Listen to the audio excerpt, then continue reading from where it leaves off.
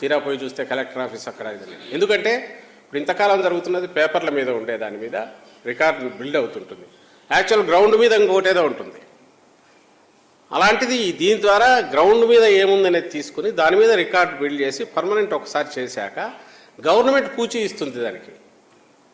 రామకృష్ణారెడ్డి ఇది ల్యాండ్ కొన్నాడు, తనకు సంబంధించిన ల్యాండ్ టైటిలింగ్ యాక్ట్ వచ్చినాక అతను అయితే ఏ కారణాల వల్ల ఫర్దర్ దాని మీద అది కాదు అని తేలితే అది గవర్నమెంట్ రెస్పాన్సిబిలిటీ. అంటే ఇన్ష్యూర్ చేస్తున్నారు, పూచి ఇస్తుంది గవర్నమెంట్, కాంపెన్సేషన్ పే చేయాల్సి వస్తుంది. ఇది ఇంత సేఫ్టీ ఇది ఉంది. ఇది జగన్మోహన్ రెడ్డి గారు ఫీల్ కావడం కాదు, అపోజిషన్గా ఉన్న తెలుగుదేశం పార్టీ పూర్తి దానికి ఆమోద ముద్ర వేసి ఆ రోజు మాట్లాడింది ఇప్పుడు చూపించాం.